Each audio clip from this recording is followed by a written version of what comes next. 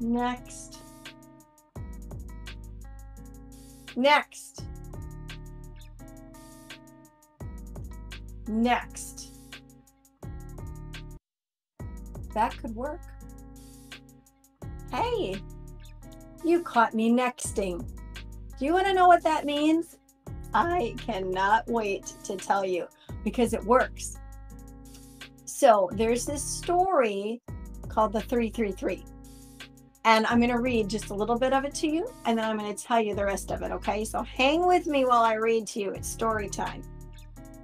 Bob Proctor was conducting a seminar, which ran from Thursday night to Sunday at the Deerhurst Lodge, which is a resort approximately 100 miles out of Toronto, Ontario.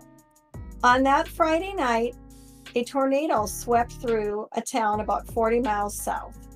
The tornado killed a dozen people and did millions, can you say millions, of dollars worth of damage. That Sunday night, as Bob was coming home, he stopped in the city or the town to observe it.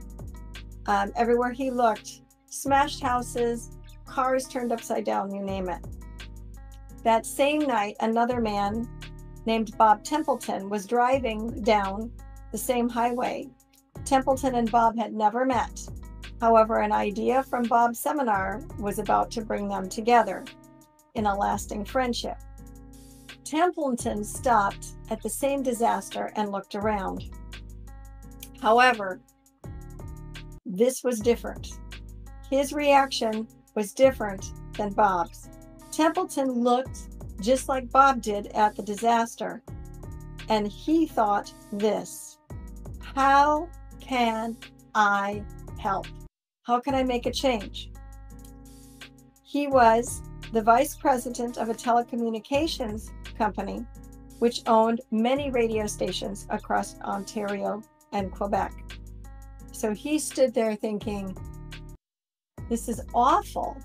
How can I make a difference? How can I do, what can I do?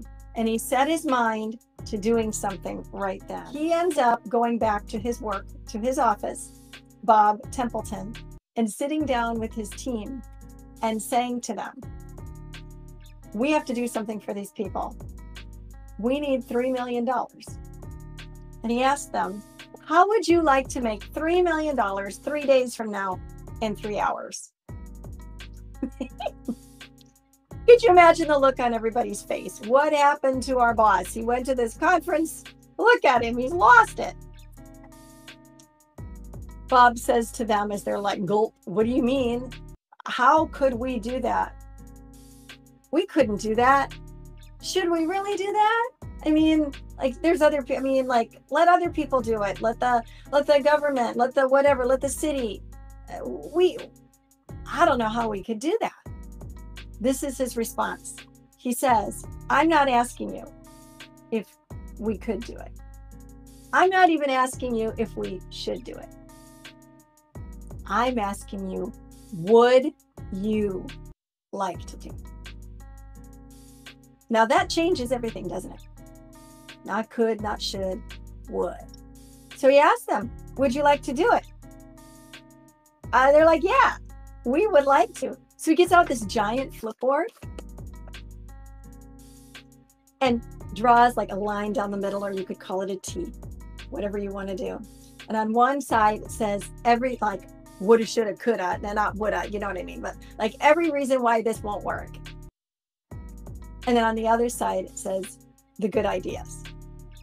Then he goes back to the side that says it won't work, and he draws a giant X in it. And he says, we are going to sit here and brainstorm ideas. We're going to mastermind together. This is my paraphrase, okay? And anytime that somebody has an idea that says we can't do this, or it's an idea that won't work, this is what we're going to say. Everybody is going to shout at the top of their lungs, next! And we are going to write down only the ideas that are going to help us in 3 days achieve the $3 million goal in 3 hours. Well, without going into all the details of the story, guess what happened? They had their meeting. They started nexting things left and right. And do you know what happened 3 days later?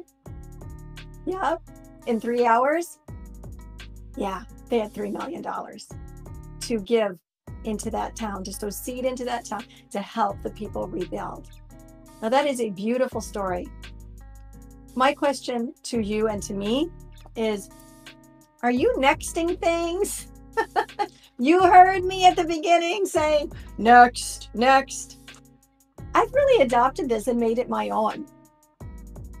I love the word next. I'll say, what's the next thing to happen in my life? But that word now, next and nexting, has taken on a whole nother additional definition or even life form. If there is something in your life that you really want, your why, your purpose, something that you feel so compelled that you need to do, instead of looking at all the reasons why you can't, if you could, should you, how about we just next? We just X those. Remember, you put a big X for next. Why don't we just start nexting things?